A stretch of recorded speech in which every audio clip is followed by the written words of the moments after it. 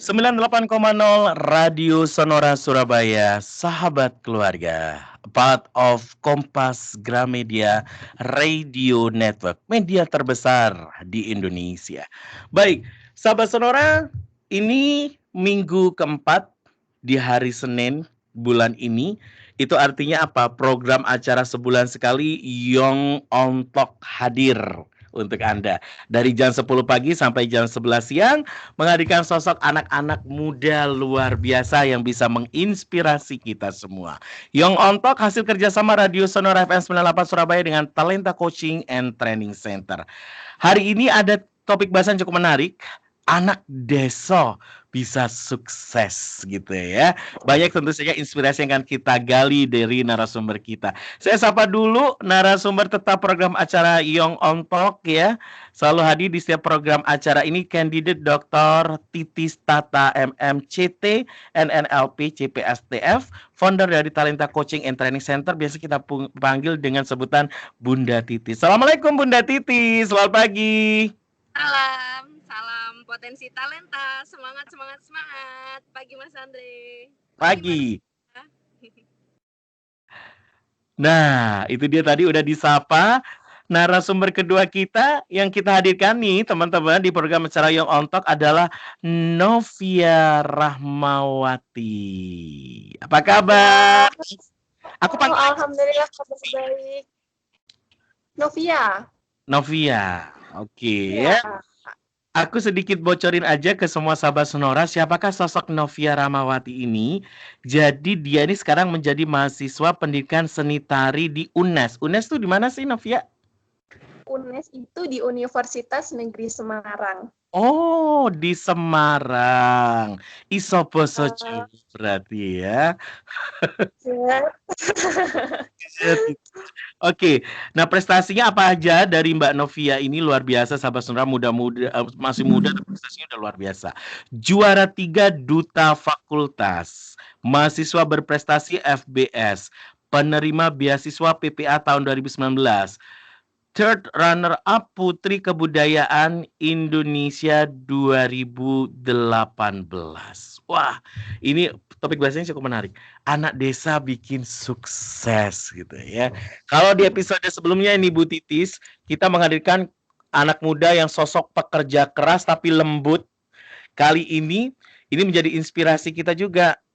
Cah desa tapi sukses gitu kan. Nah, kenapa episode ini cukup penting juga diangkat di Young on Talk kali ini? Apa karena ini sebagai bentuk jawaban modernisasi anak muda itu nggak selalu loh. Buktinya ada anak muda yang desa tapi juga oke. Atau gimana sih? Ya Mas Andre, sahabat Sonora, pendalaman yang kita lakukan terhadap semua anak-anak muda berprestasi itu macam-macam tipikalnya. Nah, kita mencoba sharing ke sahabat Sonora bahwa semua tipikal layak untuk sukses. Salah satunya hari ini ada Cah Deso ya yang punya prestasi nasional. Kalau dulu kita berpikir bahwa kalau hidup itu harus hijrah ke kota karena untuk menemukan pekerjaan. Tapi saat ini di era digital semuanya berubah. Tidak ada lagi mungkin ya, tidak terlalu dominan quote itu. Malah sekarang dimanapun berada bisa jadi sukses. Nah, mental apa yang harus dimiliki orang anak-anak muda yang berasal dari second city gitu ya, agar nggak kalah pede sama anak-anak yang ibu kota gitu ya. Kita coba dalam dari Mbak Novia. Nggak pakai lama, langsung. Novia, banyak orang beranggapan, waduh ikut kontestasi skalanya internasional, ajang-ajang putri-putrian lagi. Tapi kan kamu kan Cah Deso, berani bersaing. Semarang ya. Iya, padahal Semarang itu nggak deso-deso amat ya. Semarang kota juga ada, apalagi di sana juga ada Radio Sonora Semarang gitu kan. Kalau boleh tahu Semarangnya tinggalnya di mana sih Mbak Novia? Oke, sebelumnya mungkin saya perkenalan dulu nih ya. Ya, jadi nama saya Novia, usia saat ini masih 20 menginjak 21 tahun di bulan ini. Sama aku, usianya aku juga sama, saya juga. Sama. Nah, saya itu kuliah di UNES, Universitas Negeri Semarang, jurusan Pendidikan Seni Tari, tapi asal saya itu dari Lampung. Nah, Oh, untuk alamat, iya, jadi bukan asli asalnya dari orang Semarang. Jawa Semarang ya? Iya, di Semarang itu cuma kuliah aja sih, Mas. Ya. Aslinya itu dari Lampung, tepatnya di Lampung Timur, itu di Desa Kebon Damar. Jadi emang saya itu asalnya emang dari desa di sini, hijrah ke Semarang untuk kuliah. Seperti itu. Cerita dong, kampung apa namanya tadi? Kampung Kedung apa? Damar apa tadi? Namanya Desa Kebon Damar. Itu jauh ya dari kota? Kalau dari pusat kota Bandar Lampung itu kurang lebih 3 sampai 4 jam gitu sih. Jauh juga ya. Jadi emang benar-benar desa pelosok. Kalau dilihat dari letak geografisnya juga Desa Kebon Damar itu dikelilingi sawah-sawah. Jadi kalau aksesnya kalau mau keluar dari desa itu harus melewati sawah-sawah gitu sih. Oke. Oke, sama. Aku juga Candeso yang juga situasinya sekarang sama kamu. Cuma bedanya aku masih di Jawa Timur gitu ya. Oke, baik. Eh, Novia, kamu Ya, kuliah di Semarang memang tuntutan kebutuhan pendidikan gitu ya. Tapi cukup menarik tadi. Walaupun kamu berpindah dari desa ke kota, pernah awal-awal kamu menghadapi shock culture nggak? Apa ya? Permasalahan nggak dalam adaptasi diri kamu dengan konsep berpikir anak desa yang terbiasa dengan begitu, dengan pergaulanmu sekarang yang cenderung ke anak kota dan lebih open minded. Pernah merasakan penyesuaian adaptasi yang cukup sulit nggak waktu itu? pernah banget sih. Pernah Cerita banget dong kalau masalah gimana itu. situasinya. Oke. Mungkin banyak juga sih yang beranggapan kalau apalagi khususnya yang orang-orang desa itu belum terlalu mementingkan pendidikan. Emang apalagi di lingkungan rumah saya ini juga untuk pendidikan itu belum terlalu melek gitulah. Paling Mhm, mentok-mentok itu SMA, itu syukur-syukur aja SMA bahkan kan. mhm. Nah, di situ saya ingin merubah mindset orang-orang sini juga sih kalau anak desa itu juga bisa berpendidikan yang gitu. Apalagi orang tua saya itu hanya lulusan SD, jadi di Mhm. situ yang jadi motivasi saya juga karena dorongan dari orang tua, kamu harus lebih dari orang tua kamu, kamu harus tunjukkan kalau kamu itu bisa. Itu sih yang jadi motivasi. Kalau mungkin Oke. itu sih. Di keluarga sejauh mana sih orang tua tuh menekankan pentingnya capailah impianmu walaupun harus sampai keluar kampung ini gitu. Sampai harus istilahnya pergi ke kota lain gitu. Sejauh mana sih orang tua mensupport situasi itu? Apalagi kamu anak cewek. Biasanya kalau anak cewek kan, aduh nggak usah jauh-jauh nak. Kamu nanti sama siapa nak? Gitu kan kebanyakan orang tua. Nah, untungnya bersyukurnya gini sih, orang tua saya ini tipikal yang uh, mendukung sepenuhnya apa itu kemauan anak. Jadi tidak harus membatasi kamu nggak boleh ke sana, kamu nggak boleh ke sini, tapi benar-benar membebaskan kamu mau kemana, ayo kita jalan gitu. Kalau kamu bisa, ayo kamu tunjukkan gitu sih. Jadi apalagi kalau dilihat juga keluarga saya itu orang tua saya sekarang bapak itu pedagang es dawet keliling gitu. Jadi dari Mhm. situ juga yang jadi motivasi saya buat tunjukin ke lingkungan-lingkungan sekitar juga yang salah satunya itu dengan saya menempuh pendidikan tinggi itu nanti akan mengangkat derajat orang tua saya seperti Hmm. itu sih. Kalau boleh tahu berapa bersaudara sih Novia? Saudara ada 3 saudara, tapi yang adik ini sejak umur kurang lebih 1 tahun itu diadopsi sama salah satu keluarga gitu sih. Mhm. Dan Novia anak keberapa? Anak kedua. Oh nih, Bu Titis. Kenapa saya tanya ini? Cukup penting Bu Titis. Nggak tahu ya, tapi kebanyakan case ini yang dihadapi dan posisinya sama dengan saya. Anak nomor 2 cenderung ingin melakukan pembuktian jati diri. Bener nggak sih Bu Titis? Itu yang saya lakukan juga pada diri saya. Saya juga 3 bersaudara. Bener nggak sih Bu Titis? Dan kenapa ya Bu Titis ya? Ya, sebenarnya sih ya semua anak punya hak untuk melakukan pembuktian diri ya. Anak pertama melakukan pembuktian diri karena dia pengen lebih dibandingkan saudara-saudaranya, pengen jadi role model ya.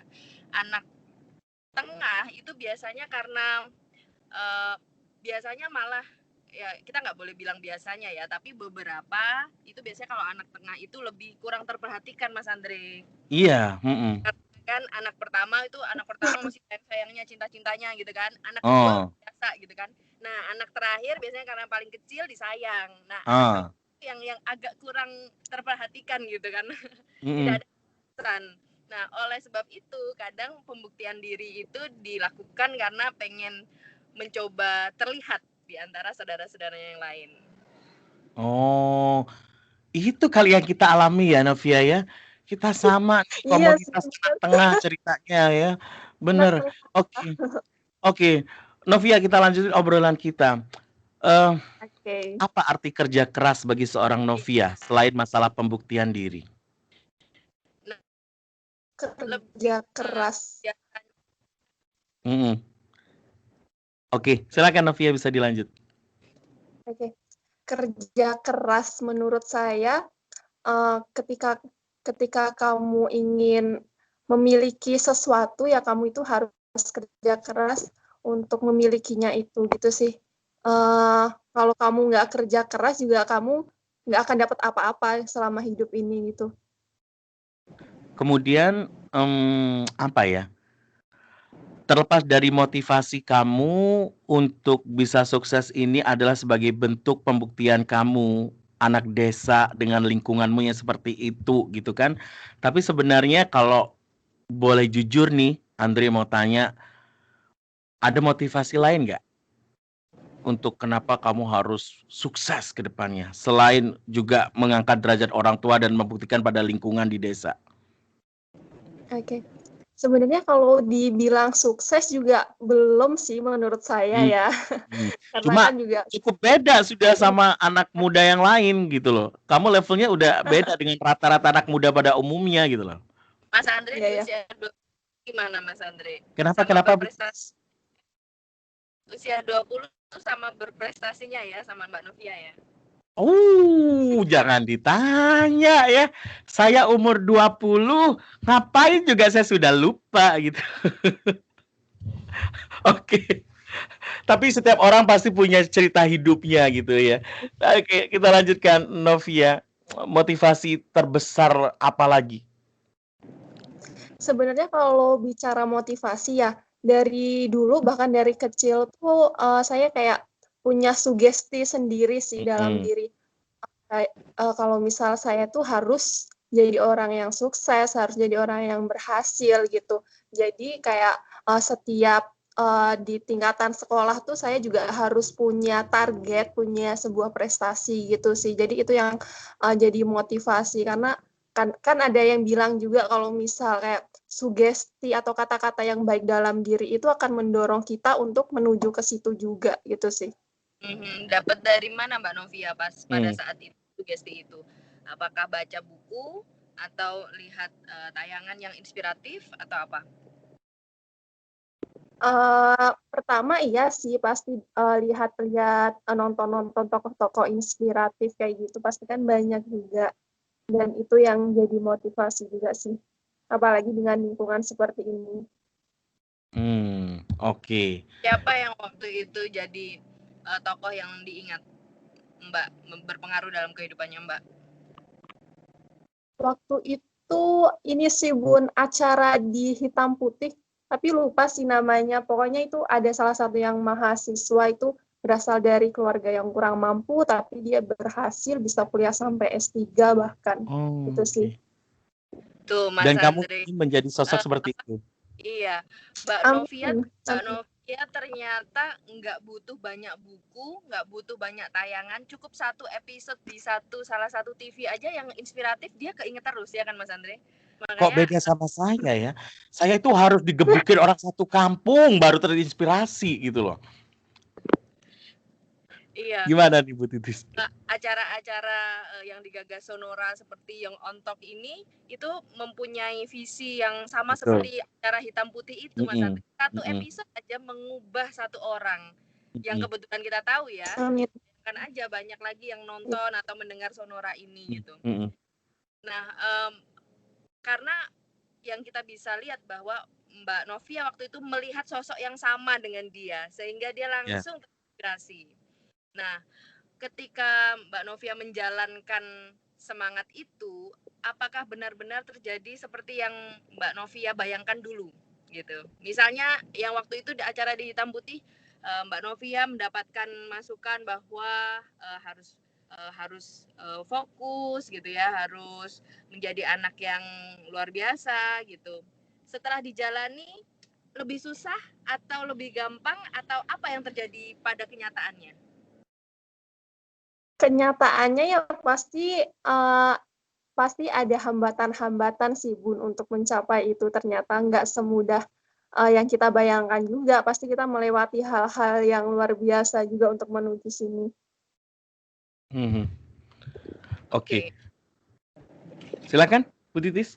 Ya, pada saat mengalami hambatan-hambatan itu, bagaimana Mbak Novia melewatinya dengan baik?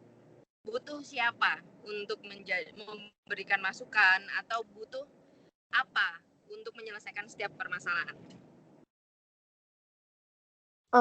Kalau untuk menyelesaikannya sih biasanya ini sih Bun, saya kayak fokus sama tujuan itu. Kalau misal ada masalah-masalah ya ayo hadapi buat menuju tujuan tersebut. Pastinya juga butuh dukungan, arahan-arahan dari orang tua juga. Orang tua itu orang tua sih. Oke. Nah, setelah Mbak Novia jalankan, ternyata Mbak Novia coba bikin komparasi perbandingan antara cah desa sama orang kota. Apa keunggulan masing-masing? Oke, masing-masing.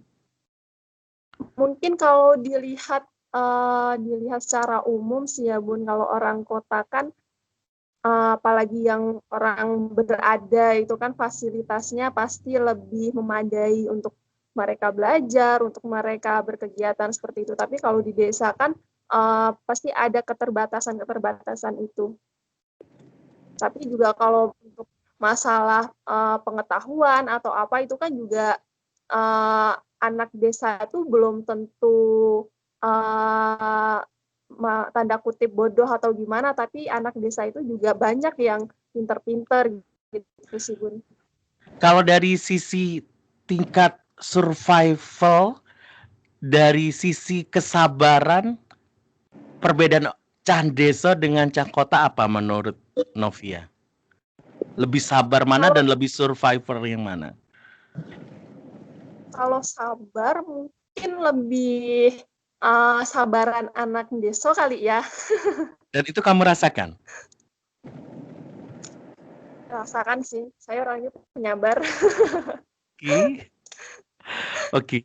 Kalau dari daya survive, udah kelihatan ya. Kelihatannya kamu memang anak yang survive ya. Ya, sepertinya betul. Ya. Oke. Bu Titis, benarkah stigma itu? Pembedaan seperti itu. Anak desa dan anak kota. Anak desa cenderung survive dan cenderung lebih sabar daripada anak kota. Apakah memang selalu itu polanya? Ya, itu tergantung lingkungan pembentuknya ya, Mas. Betul. Saja yang secara general sih mungkin kalau anak yang berasal dari kota second city atau lebih kota-kota yang lebih kecil itu adab dan kemasyarakatan kan lebih tinggi gitu ya. Normatifnya juga masih tinggi. Juga individualismenya agak nggak terlalu dominan. Gitu. Nah, kalau anak kota itu kan kadang soknya ada kan, sok apapun lah dalam segi apapun, melihat orang-orang lain yang di kota lain gitu. Nah, sebenarnya ini adalah kekurangan yang bisa dimanfaatkan oleh anak-anak desa gitu. Jadi saya kalau memotivasi anak-anak yang dari kota yang bukan kota utama itu bahwa gunakan kesempatan ke sedikit kesombongan mereka itu untuk memutarbalikkan gitu. Ah. Pada saat mereka lalai dengan kesombongannya dia gitu. Oke. Novia kan ini kan aku lihat dari prestasi kamu masuk dalam berbagai prestasi ya.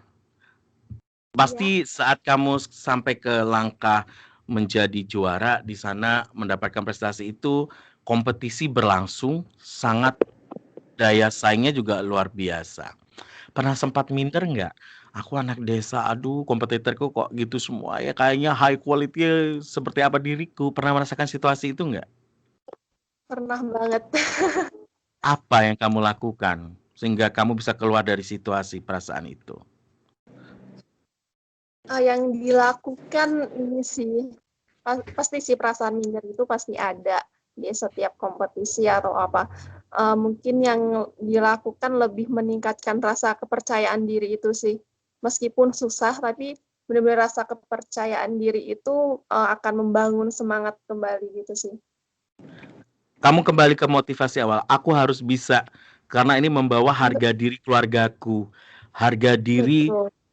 keberadaanku dari anak desa harus bisa kubuktikan. Karena terus terang ya, ini juga kurasakan sebagai anak desa. Jadi aku tuh sempat tinggal di daerah Bondowoso. Itu di daerah Sukosari. Sukosari itu sebuah desa yang di bawah lereng Gunung Kawah Ijen gitu ya. Cukup lama juga aku tinggal di sana gitu.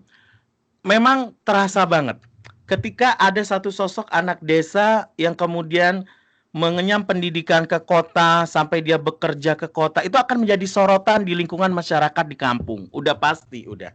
Dikiranya kita itu nyaman ya kerja di kota, sukses ya. Padahal kita di kota juga jungkir baliknya kayak apa, orang satu kampung juga nggak ngerti kan situasinya gitu kan. Nah, apakah seorang Novia Rahmawati juga menangkap situasi kayak gitu sehingga bagaimanapun juga aku harus survive ketika di kota agar ketika aku pulang ke kampung ada proud, ada kebanggaan yang kubawa. Gimana Novia? Ya betul. Iya, ngerasain banget sih hal kayak gitu. Terus? Iya. Jadi pasti sih rasa kebanggaan itu pasti ada. Tapi maaf tadi gimana pertanyaannya, bisa Jadi diulang intinya Mas? ajang pembuktian kamu sampai sejauh ini nih bukan hanya untuk membanggakan keluarga atau pembuktian diri kamu sendiri, apakah juga pembuktian kamu ke lingkungan di desa kamu? Bahwa aku ke kota emang harus ada sesuatu yang berhasil dan sukses gitu loh. Iya, iya betul sih. Jadi itu salah satu pembuktian juga kalau misal orang dari desa itu bisa katanya bisa berhijrah itu ke kota itu untuk mengejar sebuah keberhasilan, kesuksesan yang nanti juga ketika kita pulang ke kampung itu ada yang dibanggakan juga dan di situ menjadi sebuah pembuktian gitu. Oke, baik. Obrolan kita semakin seru, tetapi bagaimanapun juga waktu juga yang harus membatasi kita karena memang slot durasi acara ini tidak panjang gitu ya. Sebagai kesimpulan Ibu Titis, nanti Novia juga bisa menambahkan. Kalau kita berbicara tentang daya survive-nya seseorang anak muda, kemudian juga kemauan kerasnya seorang anak muda, terlepas dari seperti apa latar belakang keluarganya, latar belakang asal muasalnya, dia tinggal di daerah mana. Sebenarnya menjadi poin penting agar kita tetap bisa memperjuangkan keinginan-keinginan kita dan mimpi-mimpi kita itu apa sih Bu Titis? Ya, sahabat Sonora, yang kita bisa dapat inspirasi dari Young on Talk hari ini, Mbak Novia, adalah bagaimana dia membuat satu identitasnya dia sebagai anak desa itu justru jadi keunggulannya, ya kan? Kenapa dari sepanjang acara dia selalu menceritakan tentang betapa uniknya dia berasal dari desa. Nah, maka sahabat-sahabat Sonora yang mungkin memiliki hal yang sama, sebenarnya semua orang juga berasal dari desa gitu ya. Hanya saja ada yang mau ngaku, ada yang nggak mau gitu ya. Nah, kalau itu menjadi sesuatu yang unik bisa kita ceritakan, bisa jadi orang teringat sama kita, justru sebenarnya itu jadi kelebihan. Jadi kita bisa gunakan itu untuk membranding diri kita dengan baik tentu saja. Novia, Kamu nggak Ya, kepingin menjadi orang kota? Sekarang kan kamu udah tinggal di kota. Kamu nggak malu dicap anak desa? Anak desa. enggak. Justru itu yang jadi yang benar kata Bunda tadi, kalau misal itu jadi sesuatu hal yang unik dan itu bisa menjadi branding diri Novia juga selama di Semarang gitu sih. Oke.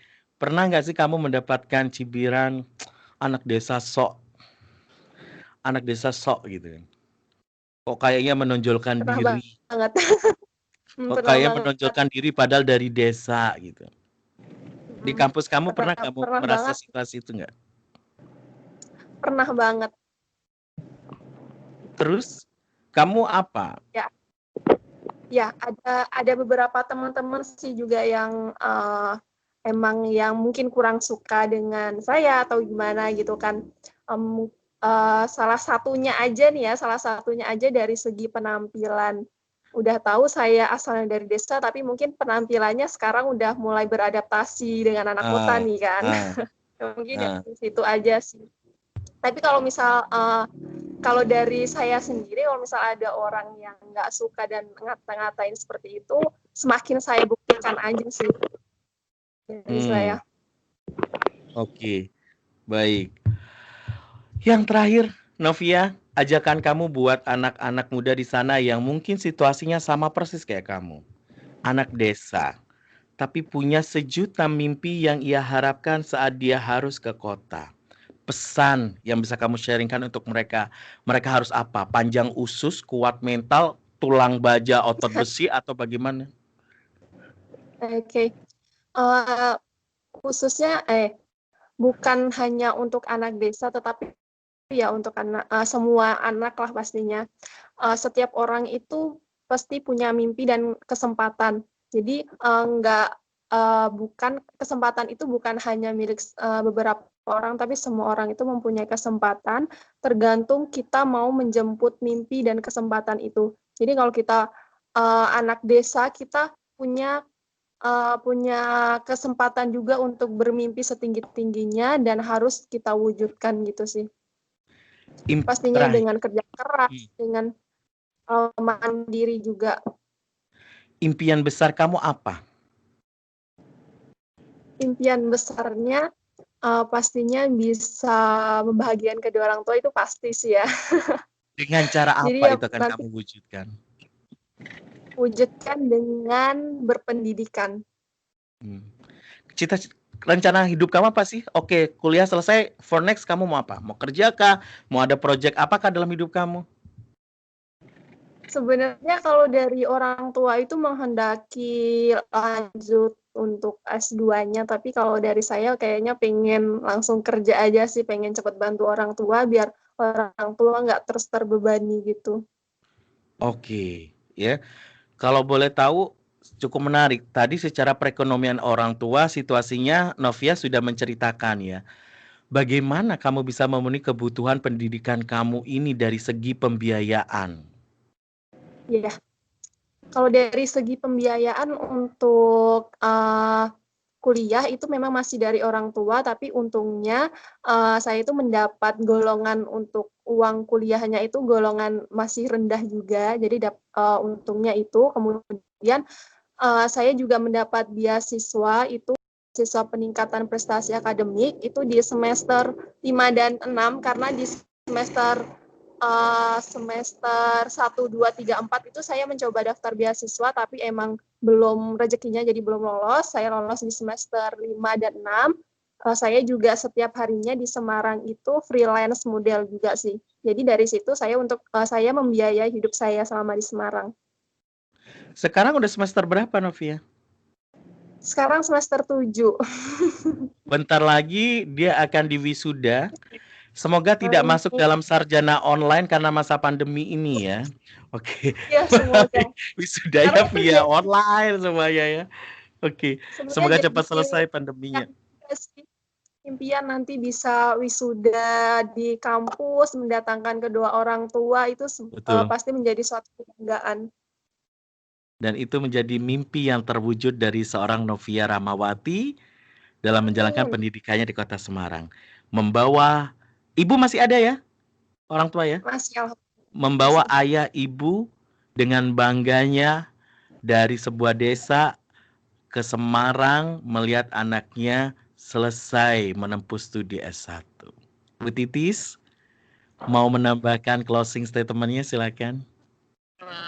Sudah cukup, mungkin semangat terus sayang, dan sahabat Sonora yang ada dimanapun berada, tidak ada batasan saat ini membuat kita punya kapasitas dan punya kesempatan yang sama dengan semua orang di dunia untuk sukses. Baik, terima kasih Novia, terima kasih Bu Titis, perbincangan kita luar biasa. Jangan sampai ada lewat sosok-sosok anak muda luar biasa akan terus kita hadirkan di Young on Top untuk memberikan inspirasi buat kita semua. Ingat, Senin keempat setiap bulannya jam 10 sampai jam 11. Terima kasih semuanya, selamat pagi. Ya, pagi. Terima kasih. Baik. Sahabat Sonora, sampai di sini kebersamaan kita di program acara Young on Talk ya. Hasil kerjasama Radio Sonora FM 98 Surabaya dengan Talenta Coaching and Training Center. Saya Andre Komarudin pamit. Sampai jumpa di episode selanjutnya. Oke, Bu Titis, terima kasih. Thank you. Terima kasih Mas Andre. Hati-hati ya. Kalau langsung balik Surabaya. Thank you very much. Langsung balik Surabaya. Langsung balik Surabaya, Bu Titis.